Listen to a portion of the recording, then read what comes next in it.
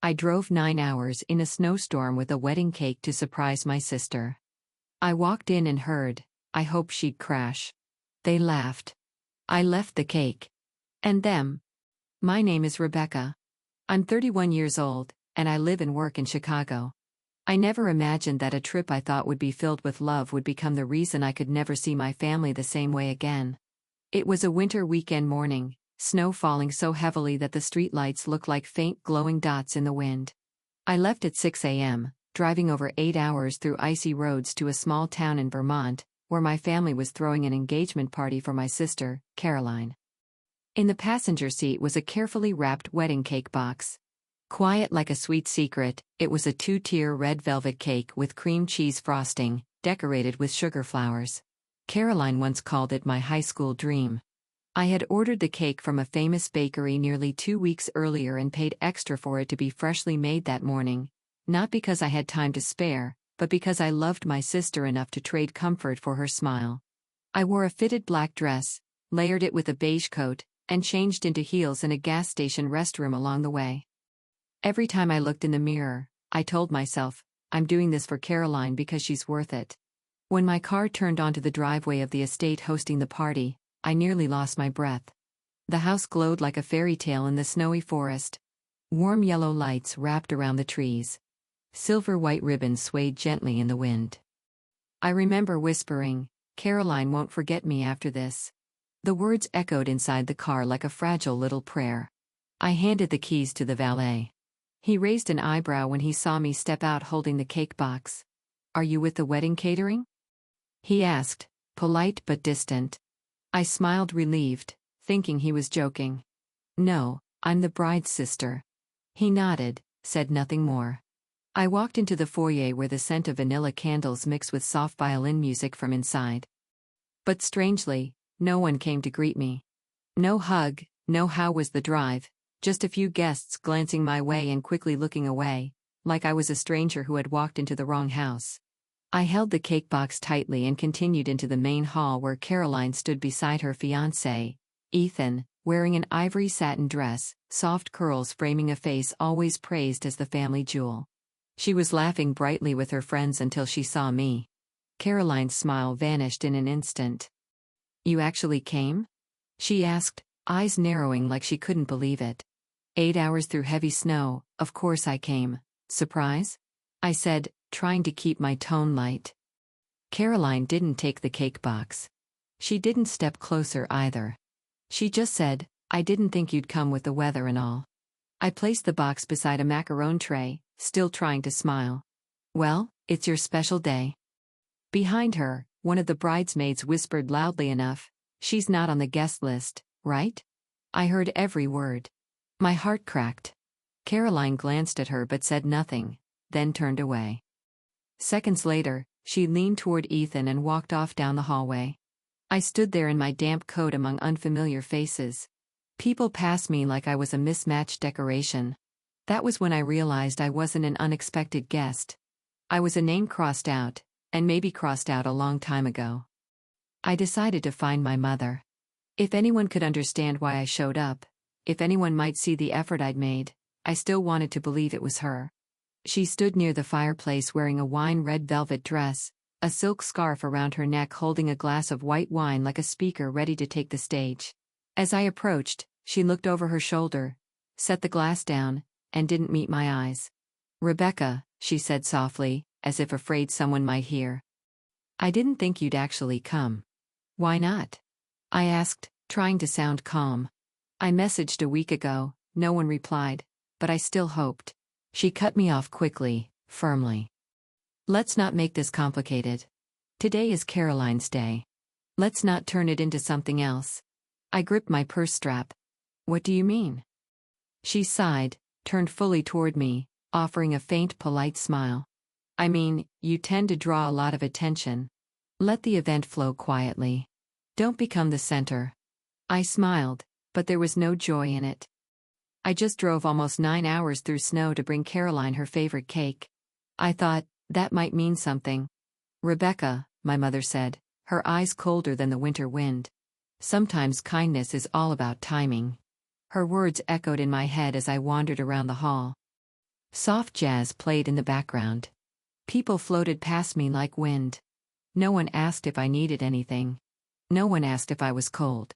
In the center of the room was a photo display of Caroline and Ethan, each frame carefully chosen, walking hand in hand through Central Park, Caroline holding tulips in a white sweater, Ethan smiling as he proposed by the river, all perfect and absolutely none of me, not one picture.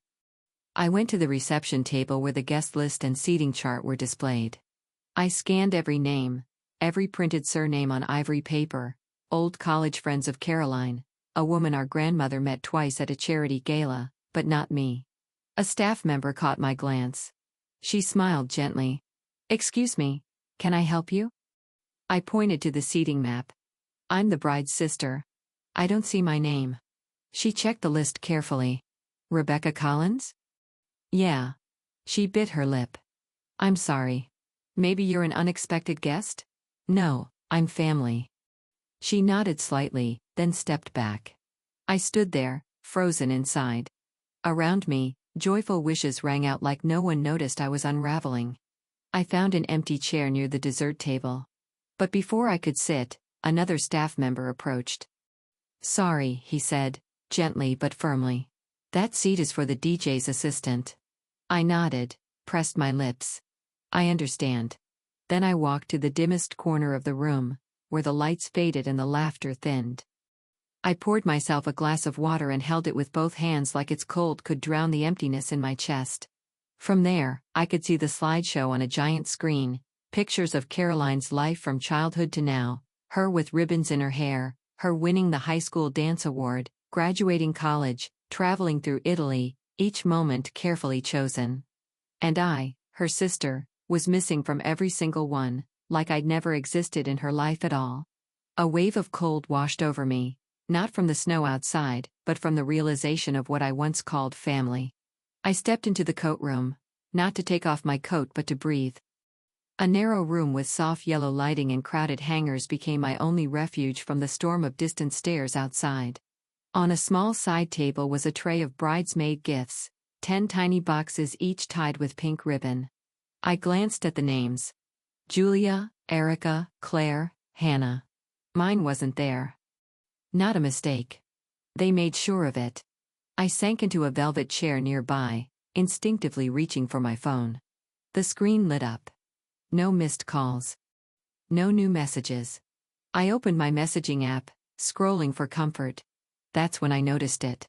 A new group chat. Caroline's Dream Team. I frowned. I didn't remember joining this. Maybe someone added me by accident. The last message was from 3 hours ago, from Julia, one of the bridesmaids. "Everything's pretty and perfect, just like we planned." Above it were earlier texts. "Claire, she's definitely not coming. She hates crowds." "Hannah, even better. The vibe will be lighter." Then I saw it. "The one that broke me, Caroline. She doesn't fit the image. I'll just say the list is full. Having her in the wedding photos would be awkward." Below was a cringing emoji and a shaking head gif. I don't know how long I stared. Every word felt like it was carved straight into my chest. Caroline didn't just leave me out. She planned to leave me out. And the worst part was I never suspected a thing. I left the group chat, slid my phone back into my purse, my hands trembling. Not from the cold, not anymore. I stepped out of the coat room, no destination in mind, just needing to escape those walls closing in. While searching for an exit, I wandered into a narrow hallway between the kitchen and staff area. There, under dim yellow ceiling lights, trays of untouched food waited to be brought out. I was about to turn back when I heard laughter from behind a cracked door, a voice so familiar it made me freeze. It was Caroline. I still can't believe she actually drove all the way here. "Who does that?" Then Hannah's voice, "A whole road trip just to bring, what? A homemade cake that looks like it's from a discount store?" Laughter burst out. I froze. "Held my breath," Caroline continued, her voice lower but no less cutting. "If she hadn't come, everything would have been perfect. I was hoping the weather would keep her away." Claire chimed in. "Maybe she would have spun out on the road or something. That way, we'd have an excuse to be sad and still enjoy the peace." This time, it wasn't just a laugh. It was an eruption of laughter, light, ruthless, and all too familiar. The kind of laughter I'd heard my entire childhood, only back then, I didn't know who it was aimed at. Now, I did. I stepped back, my hand reaching for the wall to steady myself. The floor felt like it tilted, not because I lost my balance, but because the whole world had just collapsed. None of them thought I could hear, and that's what hurt the most. Because what people say behind your back, that's what they really mean. And the truth was, I had never been wanted here. I turned away. I didn't know where I was going, but for the first time, I knew this much. I wasn't mistaken. I wouldn't excuse them anymore through blind hope. I had heard everything. And for the first time in my life, I wasn't sure I wanted to forgive and return to the main hall. There was no reason to stay in a place where even breathing made my chest ache. Instead, I quietly stepped out through the side door near the kitchen, my long coat still streaked with old snow from that morning's drive. The cold wind whipped against my face like it was trying to wash away every illusion I had brought with me. But the coldest thing wasn't the weather. It was the silence from the people I once called family. I sat in my car for a long time. The engine was off, but my mind kept racing. My phone lit up with a new message. It was from my mother. Just one line, "Rebecca, don't make a scene." I stared at the text, mind blank. Above it, my earlier message still sat, "Mom, I'm on my way. Hope you'll all be surprised." Marked as read. No reply. I didn't respond. I had no energy left to explain or defend something that never should have needed explanation. I just wanted to be there for my sister. I sat in that darkness until the golden lights from the estate across the road disappeared into nightfall. I didn't drive home that night. I booked a room at a cheap motel 30 minutes away. My dress was wrinkled, makeup smeared after countless attempts not to cry. I didn't turn on the TV, didn't check social media. I just lay there, staring at the stained ceiling, letting the memory of the evening drain me one breath at a time. The next morning, I woke up to my phone ringing. My head was still spinning from lack of sleep. When I opened Instagram, the first post was from Caroline, a heavily filtered photo. Caroline surrounded by her bridesmaids holding a champagne glass, soft light glowing against her satin dress, twinkling lights behind them just like the fairy tale wedding invites. The caption read, "A perfect night with all the people I love most." I wasn't in the photo. No tag, no mention, no thank you, not a single trace that I had ever been there. I scrolled through the comments. "Caroline, the most beautiful bride. Everything looks amazing. Wish I'd been invited." No one asked about me. No one wondered about the wedding cake, about the person who drove over 400 miles to show up, then vanished without a trace. The next message came from my cousin, Julia. "Rebecca, last night wasn't easy. But I hope you understand, that party wasn't the place to ask for attention." Then another text from my mother, this time in the family group chat, Family Group Collins. "She's going through a rough patch. Let's be patient. Don't add fuel to the fire." I read it over and over, as if my brain needed multiple passes to fully understand. Rough patch. They were rewriting the story. A new version of Rebecca. Unhinged, disruptive, embarrassing. No one mentioned what I'd heard behind that kitchen door. No one asked why I left in silence. No one asked if I was okay. A message from an old friend, someone I hadn't heard from in nearly 3 years, came in. Or the engagement party got awkward. "Caroline said you caused a scene and disappeared. You all right?" I didn't reply because I understood. I hadn't just been erased from the guest list. I'd been erased from the narrative, like my presence was a glitch needing to be edited out, like I had never been the main character in anyone's memory. Just an extra. Easily cut to preserve the perfect picture. I opened my laptop, created a new folder, and titled it The Truth. In it, I saved photos of the wedding cake receipt, the untouched cake box on the kitchen counter, the snow-covered driveway from yesterday. I saved screenshots of the group chat between Caroline and her friends. But I didn't know exactly why I did it. But maybe one day, if someone ever asks, was it really that bad? I want to be able to say, yes. These are the things they'll never tell you. They could erase me from the party. They could crop me out of the photos. But I wasn't going to let them define me with silence anymore. I spent all Sunday afternoon in my small Chicago apartment, soft light from the window falling across the kitchen table, where I laid out everything others had chosen to ignore. My laptop was open, the screen showing the folder labeled The Truth, where I'd saved the things no one wanted to acknowledge.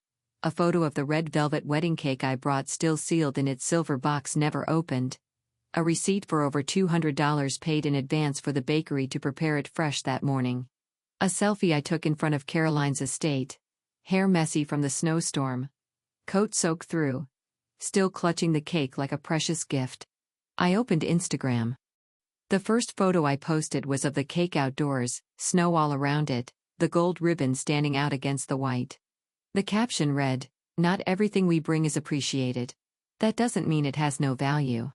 The second post was the receipt, screenshot from the email confirmation, the note reading, 2-tier red velvet wedding cake to be delivered Saturday morning for Caroline Collins. The third was a photo from inside my car, windshield covered in snow, everything outside blurred white, like the sky itself had tried to stop me, and I came anyway. I turned off the comments, not because I feared conflict, but because I didn't need permission to tell my story. Then I opened my email. Recipients: Mom, Linda Collins; Aunt Martha, Caroline Collins. Subject: the wedding cake. I kept it brief. Attached is the receipt for the wedding cake I ordered, paid for, and brought on Saturday. The cake was never opened, never mentioned.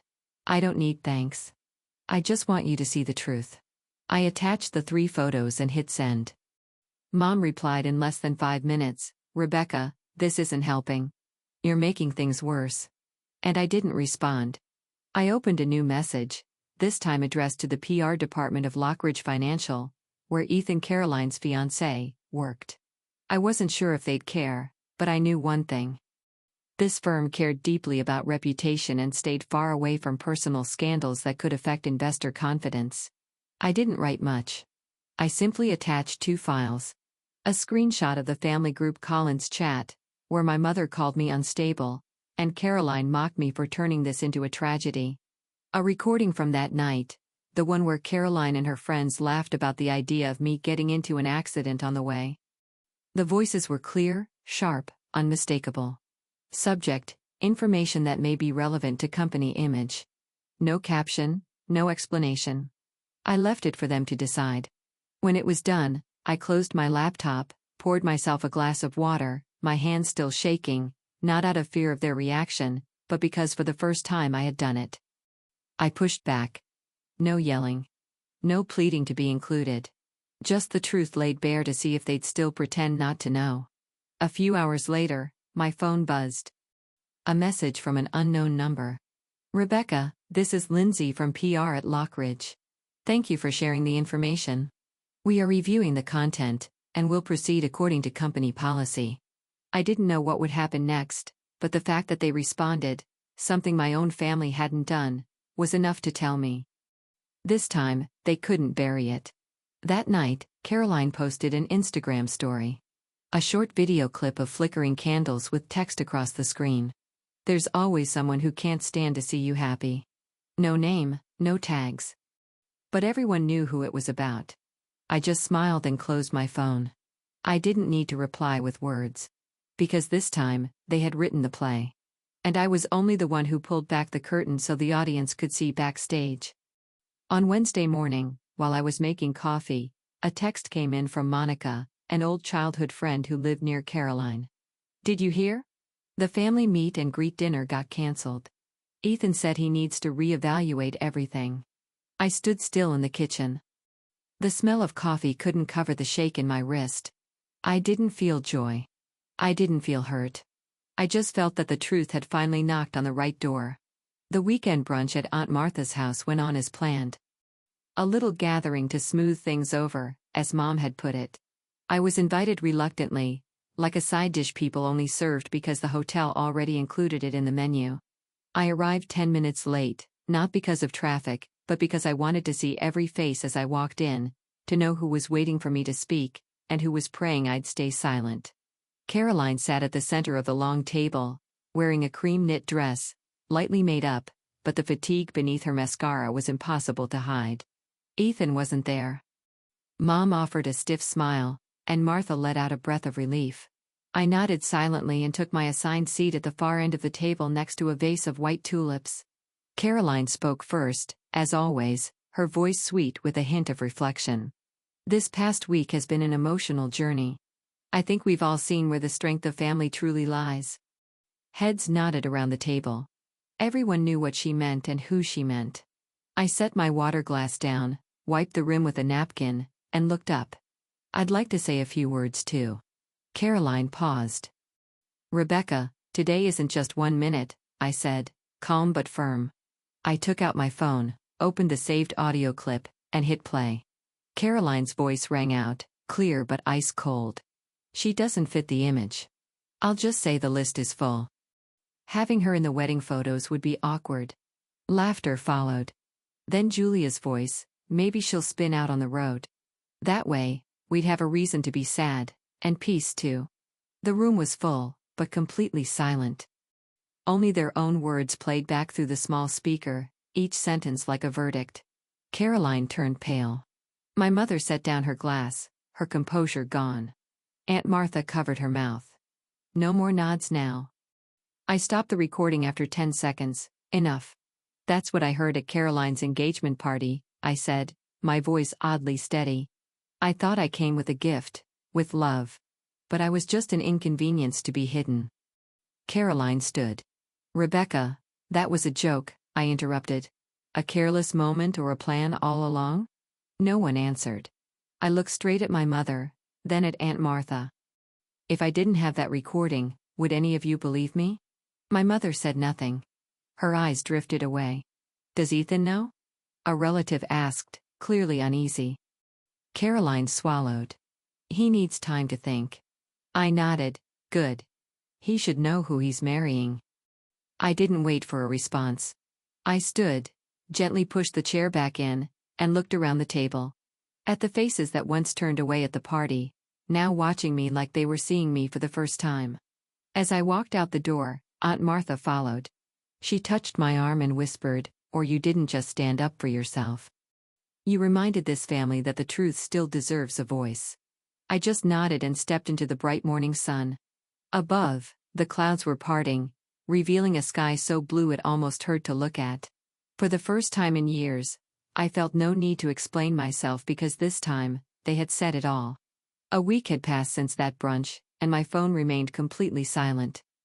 No apologies, no check-ins, just a few Instagram notifications from old friends liking the post of the wedding cake I had brought through the snowstorm, and a handful of quiet messages from people who, like me,